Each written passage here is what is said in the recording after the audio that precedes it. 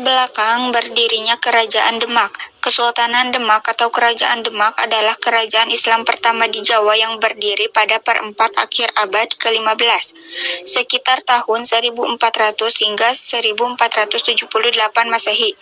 Demak sebelumnya merupakan kadipaten yang tunduk pada Majapahit yang telah melemah saat itu untuk beberapa tahun sebelum melepaskan diri.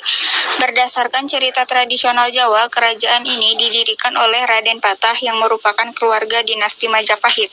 Wilayah Kerajaan Demak. Letak Kerajaan Demak berada di tengah, tepatnya di sebuah daerah yang bernama Bintoro. Kondisi sosial dan politik. Kondisi sosial. Pada masa kekuasaan Kerajaan Demak, kehidupan sosial masyarakatnya diatur sesuai ajaran Islam.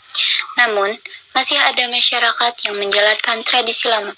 Dengan demikian, muncullah kehidupan sosial masyarakat yang merupakan perpaduan antara agama Islam dengan tradisi Hindu-Buddha. Kehidupan politik. Kerajaan Demak menempatkan adipati-adipati sebagai perpanjangan tangan sultan. Wilayah seperti Surabaya, Tuban, dan Madiun memiliki adipati-adipati yang cukup berpengaruh. Kerajaan Demak juga pertama kali bersentuhan dengan imperialisme barat. Sultan yang berkuasa. 1. Raden Patah. Raden Patah adalah pendiri Kerajaan Demak. Beliau adalah putra Raja Pahit dengan perempuan asal Cina yang sudah memeluk Islam.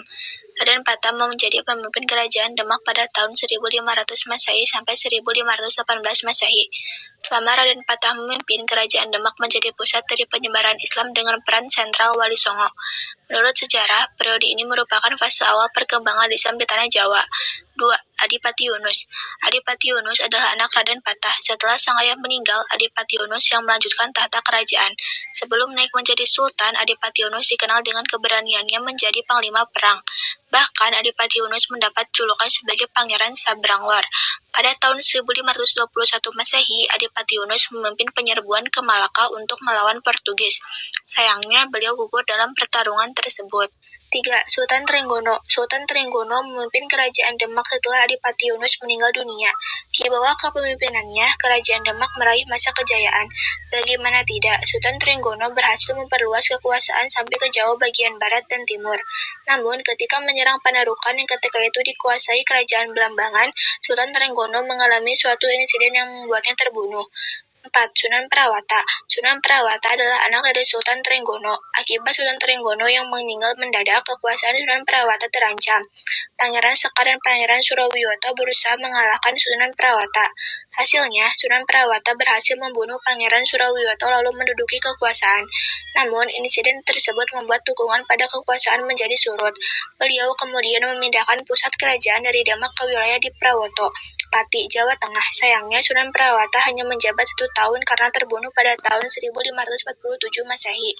Masa kejayaan Kerajaan Demak terjadi pada masa pemerintahan Sultan Trenggono pada tahun 1521 sampai 1546, putra dari Raden Patah. Sultan Trenggono berhasil memperluas wilayah kekuasaan Demak ke Jawa Timur dan Jawa Barat. Ia juga mengirimkan pasukan untuk menyerang Malaka yang saat itu dikuasai oleh Portugis. Faktor kehancuran. Keruntuhan Kerajaan Demak disebabkan oleh pemberontakan Adipati Hadiwijaya, penguasa Pajang pada 1556. Pemberontakan Hadiwijaya disebabkan oleh Arya Penangsang yang membunuh Sunan Prawata dan Pangeran Kalinyamat. Peninggalan kerajaan. 1. Pintu Bledeg. 2. Masjid Agung Demak. 3.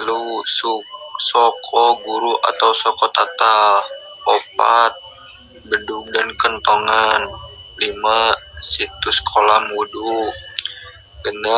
Makam Sunan Kalijaga. 7. Maksurah. 8. Dampar Kencana.